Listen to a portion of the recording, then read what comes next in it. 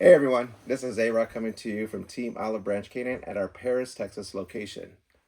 Over the past 7 months, I've been fielding a lot of questions about our Shoot, Move, and Survive course. So I got to premise this video with one thing. I've never been in a gunfight with a dog. Surprising. But I have been working for the past decade and a half with a lot of good trainers and have worked with them and have gained an intimate understanding of what the expectations are for special operations unit SWAT team handlers and conventional guys that are out there doing the job every day on the streets or on the battlefield as conventional military units, obviously. So I've broken these down into the obedience phase, the conditioning phase, the inoculation phase, the integration phase, and last, the validation phase. All of these are synergetic, but they must be done in order of precedence. And the precedence being the obedience phase. About 75% of the work in this program is done in a clean or sanitized, without any distraction, training room or training field. This allows myself and the other trainers to diagnose at to what level the canine dog is in regards to basic obedience, advanced obedience, what sort of reward variable that the handler is using, what sort of reward ritual the handler is using. This is where we get into trouble because typically what we encounter across the nation, from doesn't matter, civilian, law enforcement, military, is the reward ritual. Typically, this reward ritual is done in such a manner as to do that the dog anticipates the mechanics and body movement by the handler.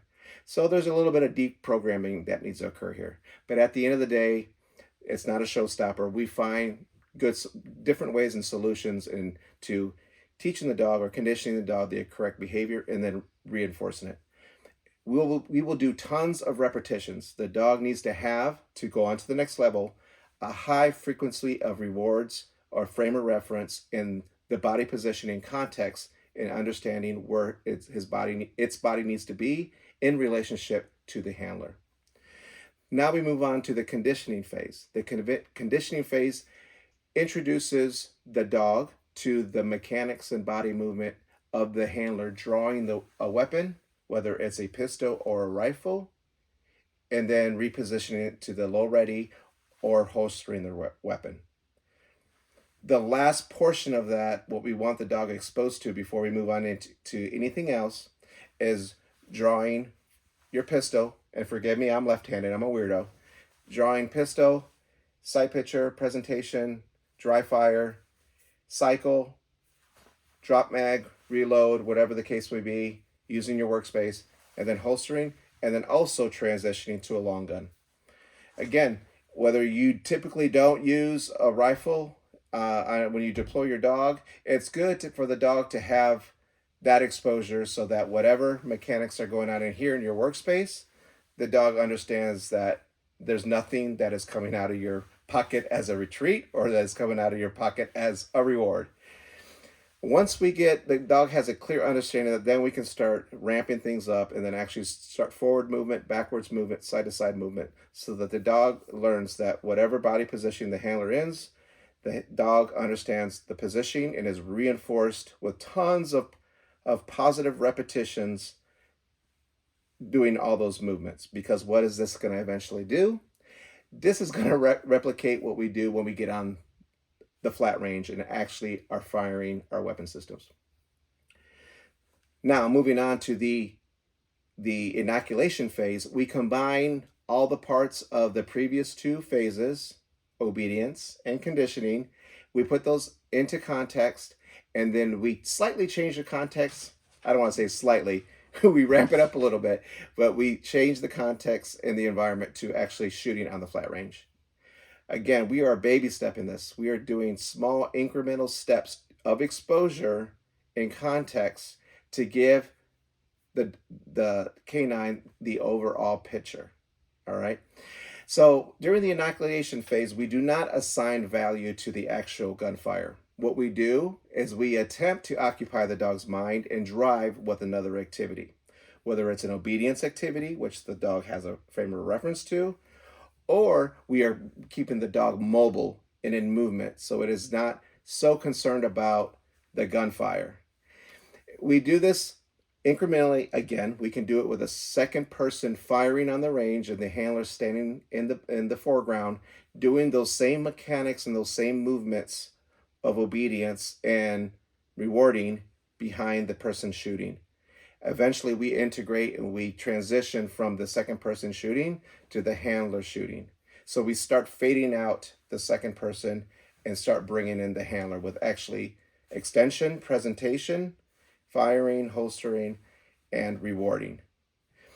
Once we are comfortable with that, we begin the integration phase. The integration phase brings in, and it's going to be operationally dependent on whether you're a law enforcement officer, a SWAT team handler, a special operations operator using assaulters, and or a lethal cover officer.